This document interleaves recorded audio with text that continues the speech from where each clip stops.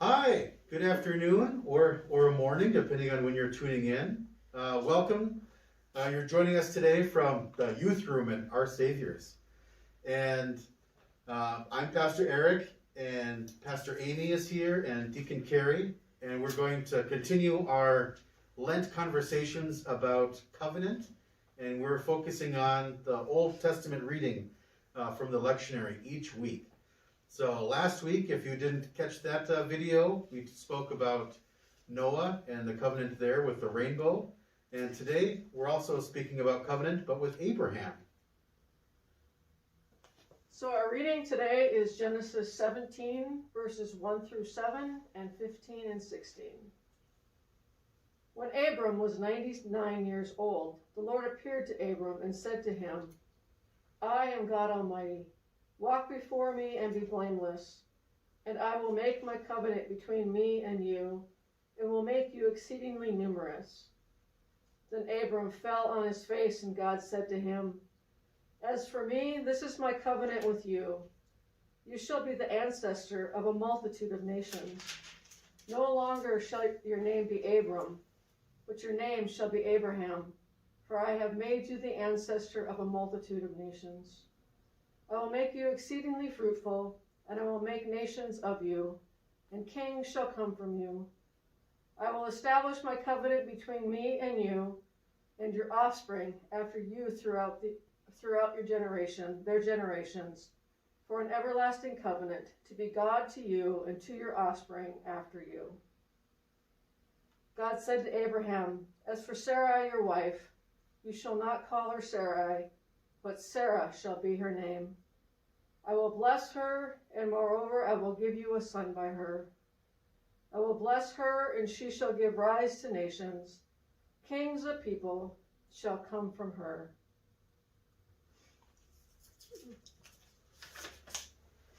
Well, for me, the first thing that hits me about this text is the change of their names.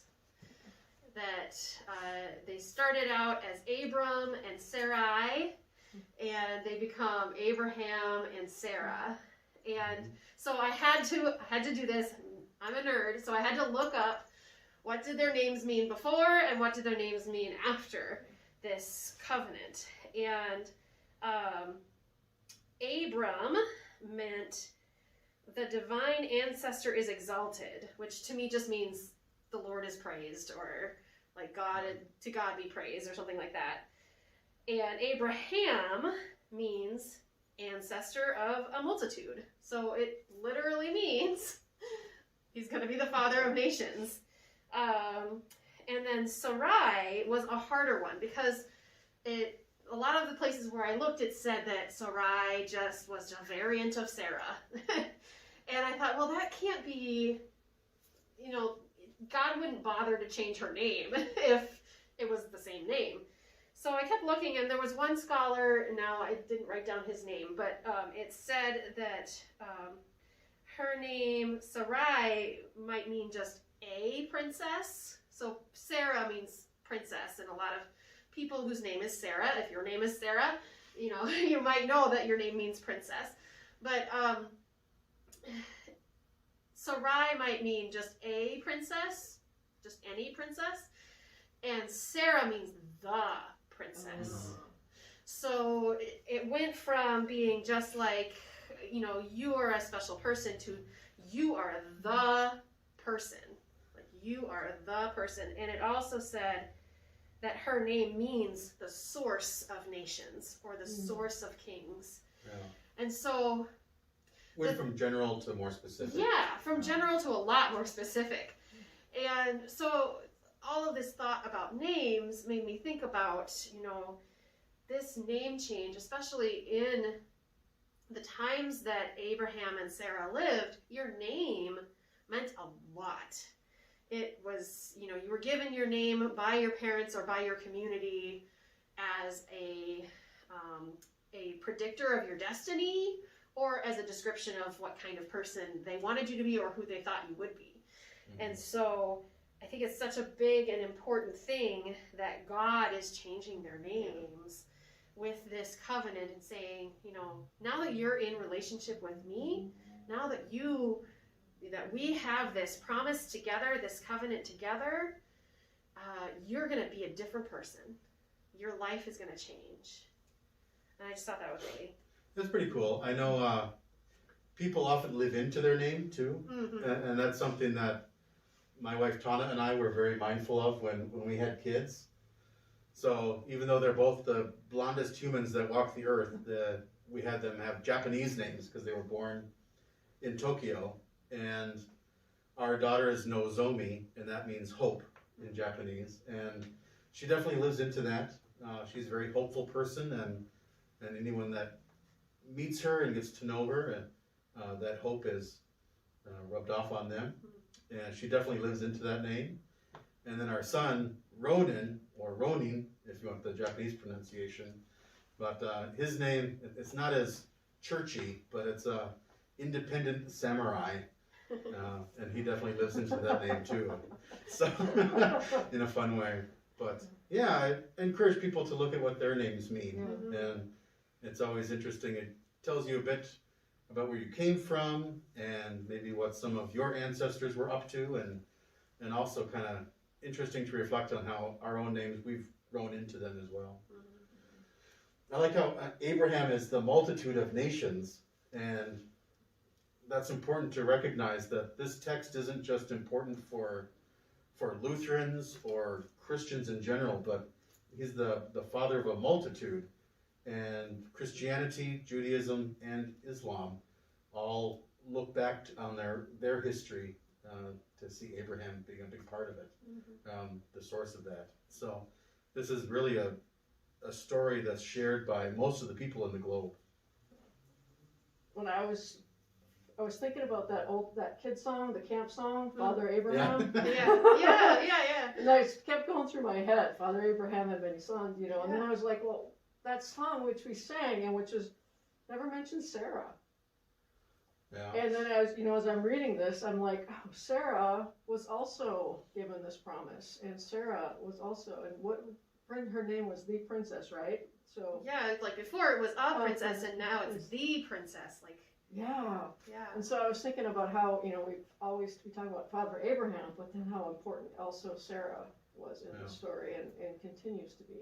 Mother Sarah. Yeah. Mother Sarah, yeah. We should write a new verse. And why do they only have sons in the song? Well, and it says, Father Abraham had many sons. Right. Abraham had, according to the Bible, only had 2 sons. Yeah. The one with Hagar and the one with Sarah. Right.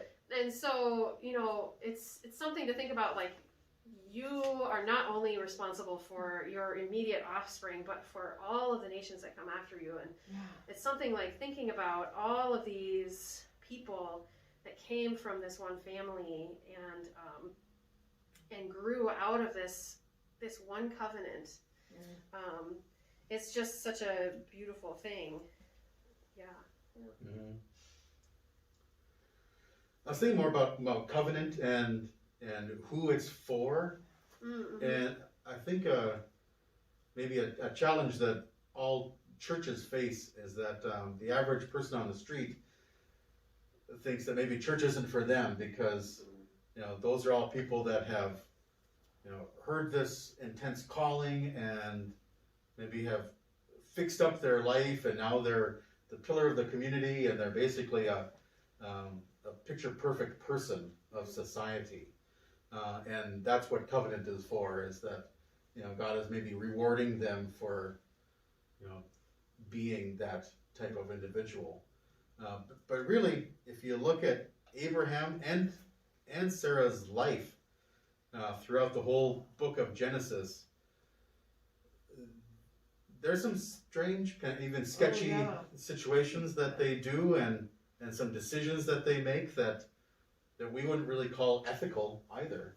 So covenant is not for perfect people. It's actually for really flawed, damaged people that they are still faithful. They have faith in God, and they're deemed righteous not because of their actions and their personality and their decisions, but they are deemed righteous by God because of faithfulness. that really stuck out to me too, because they were very flawed people. And it actually gave me hope, because with all of my flaws, it's like, okay, God is going to stick with me, and God is going to stick with both of you, and God is going to stick with you, because that's what God does. And in the last story, when we talked about Noah, we talked about God putting the bow or the rainbow in the sky as a reminder for God of God's covenant. In this story, one of the things that we skip between verses 7 and 15 in the lectionary is that God commands Abraham to circumcise his whole family, everybody who works for him, everybody in his village, everybody who comes to live with them and be a part of their family. And it says in verse 11, it will be a symbol of the covenant between us. So now I think that, God is asking Abraham, or telling Abraham, to do this circumcision because he wants now Abraham and everybody in his family to have a sign to help them remember the covenant. And so it's not just about what God is doing at this moment right now. Yes, God is the one who is going to give Abraham descendants and Sarah descendants. God is the one who's going to do that, but the circumcision is to help Abraham remember that God is going to do that and to trust in that promise. And it's a sign for the wider society too, that they see an individual that has that marking, or at the river or something. But that's a sign for everybody that's one of God's people there. Yeah, and I think that it also it's not a what would I say, a comfortable thing to do to a grown man. So it takes a certain level of commitment to say, yes, I'm going to be a part of this family, and this is how I'm going to do it.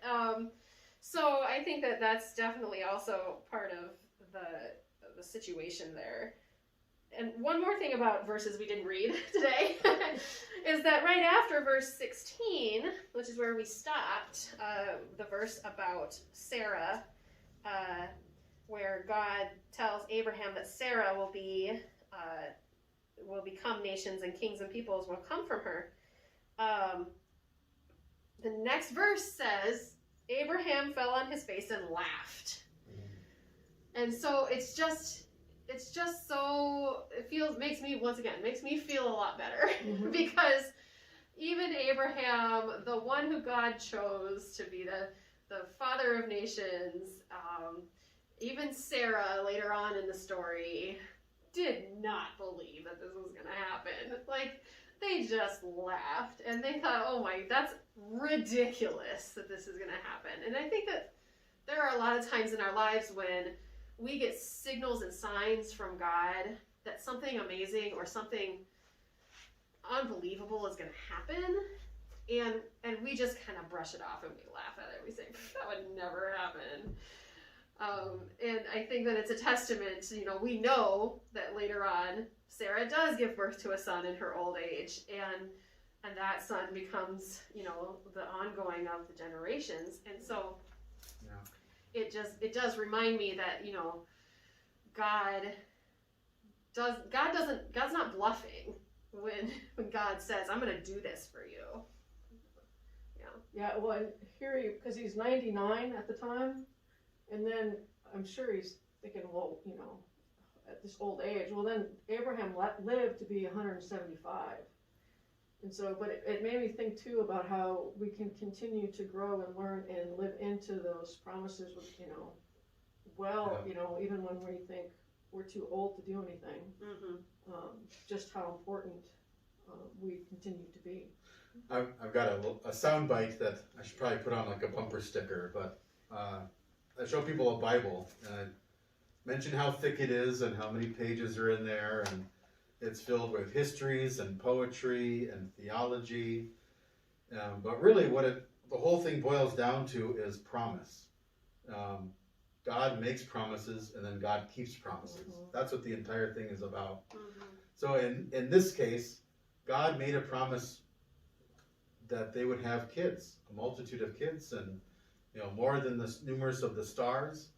And time then ticked away, and Abraham and Sarah kind of gave up. They thought that God doesn't keep this, and then they even made plans to take care of their own destiny by having Hagar come into the picture and have a kid through them. And really, they didn't believe that God would do what God said he would do.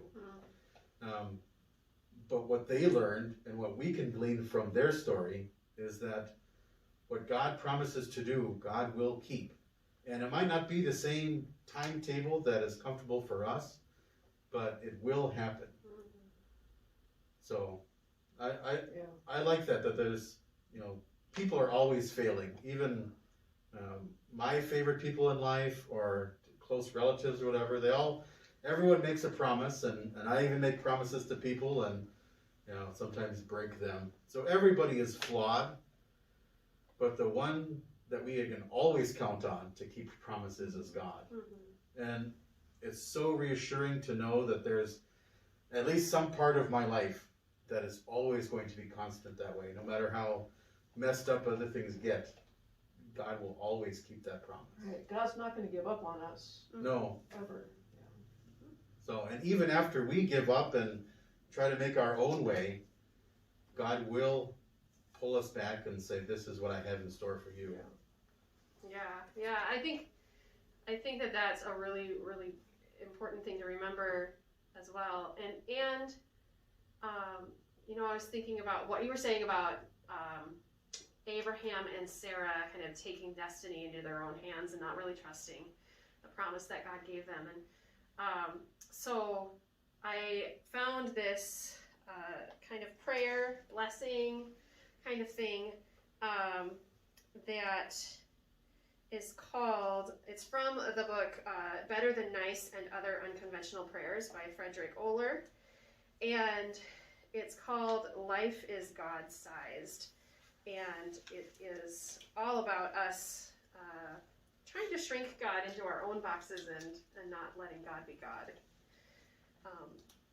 So here it is. Life is God-sized. We bring our idols. You are God. We come with our theologies. You are God only wise. We keep trying to reduce life to size with our theology, our biology, our psychology, with all of our ologies.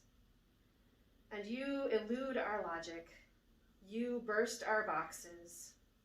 For that we praise you and rejoice that life is God-sized, never fully understood, drenched in mysteries, more startling than all our systems. Humble us all, lest we shrink your world into what we know or can handle. Help us each to let it be as unruly, wild, and graceful as it is. Loosen us to dance with joy and wail with sorrow, to laugh, to cry, to celebrate, to grieve. Help us not only to be caught by the exceptional, but to be stunned by the ordinary, to marvel at what we call common. Sparrow, the people, sense, touch, and all the small and daily blessings. My God, how incredible that we are here and not a million other places, that we are together, that we are alive, that we are at all. Keep us young, expectant, unsure, open, nervous, sensitive, and alive at whatever age. Amen. Yeah, thank you for sharing that blessing to the multitude of people. Mm. And thank you for joining us. We look forward to next week where we're going to film from Messiah Lutheran and continue our conversation about covenant. God bless everyone.